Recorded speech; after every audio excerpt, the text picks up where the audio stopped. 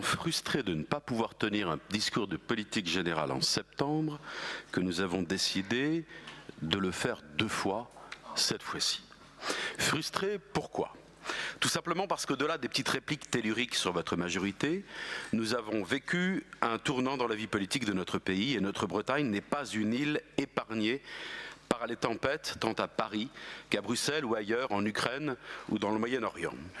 Qu'avons-nous vécu depuis notre session Croupion de juin et depuis notre session Croupion de septembre ? Des élections européennes dont, une nouvelle fois, le sujet n'a pas été l'Europe. Le plaisir de voir élue notre présidente de groupe, Isabelle Le Callennec, dont l'action va nous permettre d'être au cœur des dossiers de la pêche, des fonds régionaux, de l'emploi, du logement, notamment au cœur de la renégociation du Brexit singulièrement. Elle nous écoute en direct et nous la saluons. Puis, une dissolution à la fois baroque, impréparée, presque irruptive. Une campagne législative qui a vu tous vos amis, les membres de votre majorité et vous-même rejoindre le nouveau Front populaire. Le 16 juin, vous appeliez à soutenir cette plateforme politique en écrivant un courrier aux Bretonnes et aux Bretons. Vous qualifiez à l'époque le NFP de « bonne nouvelle » avant d'évoquer, il est vrai, vos réserves quant aux positions de Jean-Luc Mélenchon et des Insoumis. Ce NFP, qui, non content de donner les clés du camion aux Insoumis, va jusqu'au nouveau parti anticapitaliste, 50 nuances de trotskisme. On ne sort, Monsieur le Président, de l'ambiguïté qu'à son détriment, écrivait le cardinal de Retz dans ses mémoires. Imaginez un seul instant que mes amis en Bretagne aient expliqué vouloir adhérer à une plateforme avec le RN tout en exprimant toutes les réserves possibles pour que ça ne tâche pas trop. Nous aurions tous vos amis donneurs de leçons sur le dos à grand renfort de tribunes, de déclarations grandiloquentes dans la presse et dans la rue. Et vous approuvez l'alliance avec un parti dont les propos antisémites et outranciers n'arrêtent pas et vous devriez passer à travers les gouttes. Un parti qui hésite à commémorer l'anniversaire du pogrom du 7 octobre, 2 poids, 2 mesures, faites ce que je dis, faites pas ce que je fais.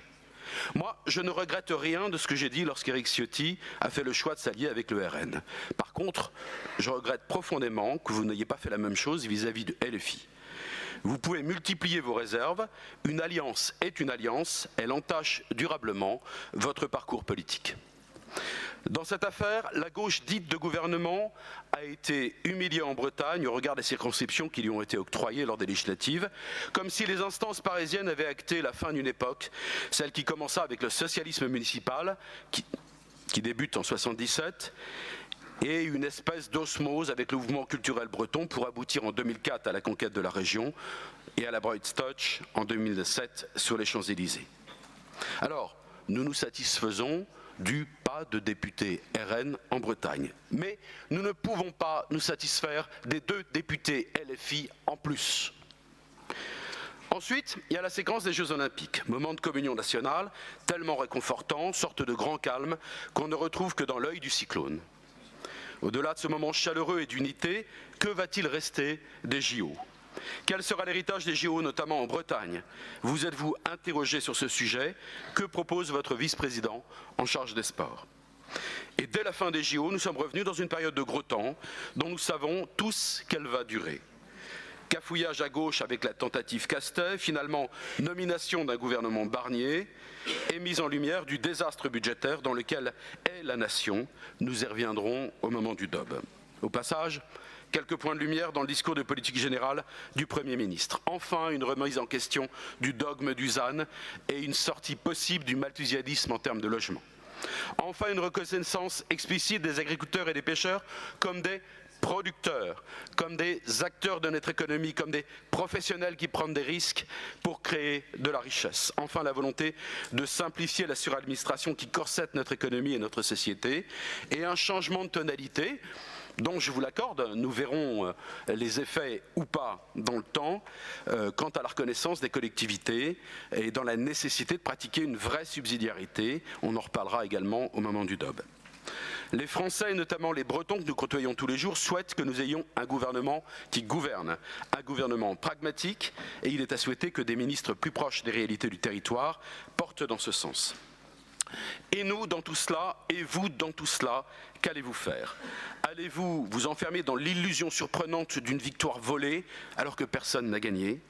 Ou allez-vous participer de la recherche de ce compromis en sortant de l'alliance mortifère avec LFI, en restant ce que vous êtes, mais en prenant part au redressement national nécessaire? Allez-vous par exemple tenir compte de la nécessité d'assouplir Lausanne?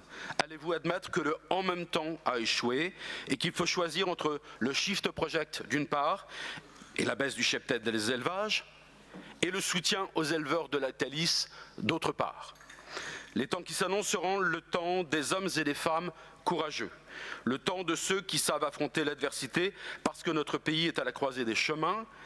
Avec l'effondrement budgétaire, la baisse de la compétitivité, y compris à l'échelle européenne, et l'hiver démographique, c'est la liberté et l'indépendance de notre pays qui est en jeu.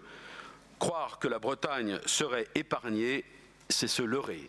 Alors en conclusion, Monsieur le Président, permettez-moi d'espérer qu'en cette nouvelle séquence nationale, la Bretagne joue le rôle qui peut être le sien, celle de la créativité dans l'innovation, y compris territoriale. Serez-vous à Nantes samedi pour la manifestation de Bretagne Réunie? La modération dans la tonalité des propos, exit les insoumis. La détermination pour que les mots comme développement et progrès aient encore un sens pour tous. Je vous remercie. Merci à vous. Nous aurons l'occasion tout au long de ces 3 jours et des semaines, des mois, des années qui viennent de vous rassurer.